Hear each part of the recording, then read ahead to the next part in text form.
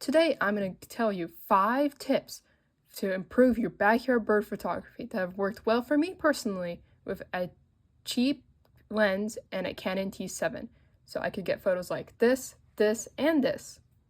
So let's jump right in. I feel like this tip is very beneficial for backyard bird photography, but it can also be applied to the field as well, but not always. So 5, be patient. Just choose a spot and stick around for at least 15 minutes. Choose a good spot with like something that actually attracts birds, like fruiting bushes, bathing area, flowers.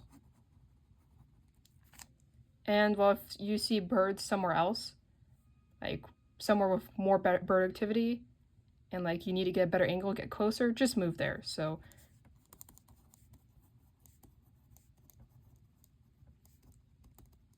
that's the only time you should move.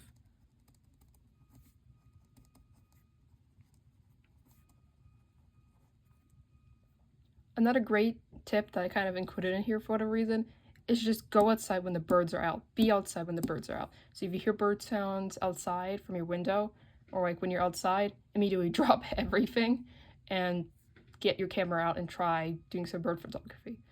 I myself have not followed this many times, and I feel like because of this, I've missed so many bird photography opportunities. 4. Use playback. This is a source of a large controversy among birders, but it can allow you to get better photos and feel closer to the birds than you ever have before. So basically what I usually do is I get on the Cornell app of an ornithology app, play the sounds of the bird I want to see up close that I'm already hearing, and then I just play it over and over again and wait till that bird shows up. Most of my best photos in the yard have come from this, but generally you want to avoid using it more than once on the same bird, as it can stress them out and waste their energy unnecessarily. This is very useful to get birds on a specific perch, on a specific spot, which I've done multiple times with multiple different species. I don't do this much anymore, but it can be still a great way to get the birds to come closer to you and get better photos of them. 3. Set up artificial perches in photography spots. So this method is often used by pros when they're not in the field. They'll find like a nice looking branch, set it up where there's a nice clean smooth background, and put some peanut butter and sweat on it, set up their camera to look at it, and well, just wait for the birds to come and get some nice crisp photos of those birds. You can mimic this with other methods like putting branches near your feeders, putting branches with fruits on them, or setting up a bird bath station or something.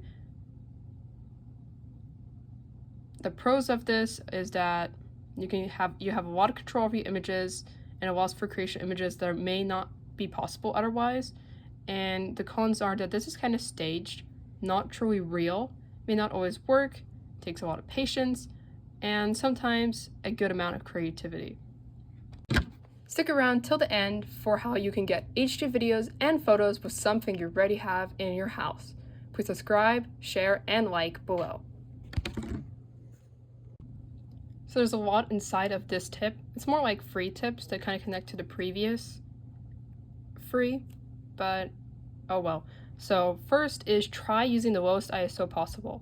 So often high ISOs introduce a lot of grain, lots of noise in your images. So well, sometimes just try to put your camera on a low ISO for better quality images. For the first week when I got my Canon T7, I didn't know how to change the ISO, so I had it on 100 ISO the whole time, which just happened to be the default. And I got some really moody images of like cardinals at the feeder on a rainy day. Here's the image. As you can see, the image is pretty high quality for my lens, which is not very good, and that's mainly because it's 100 ISO. But it was kind of hard to, I had to use a very low shutter speed though. I think it was like 120 or something like that. So just experiment. In the last tip, I was kind of talking about how you should experiment with your foreground, background, and subject by actively setting it up. to get an intended result. And this one, I'm talking about experimenting with all of the settings in your camera. Like the aperture can be really fun to play with, and ISO and shutter speed can be too. So just be sure to experiment too. And the last part of this tip is just to get outside. Really simple, kind of goes with the first one, to be around when birds are actually out, when you actually hear them. But if you're not outside, you can't hear the birds, unless you have the window open. So still, get outside whenever you can. This is definitely going to improve the amount of bird activity you see and the amount of chances to get interesting photos you have. Kind of common sense. 1. Just don't use a camera.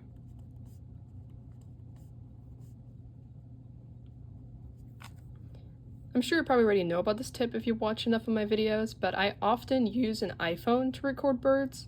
Yeah, an iPhone, like an iPhone 6, an iPhone 7, just various iPhone models.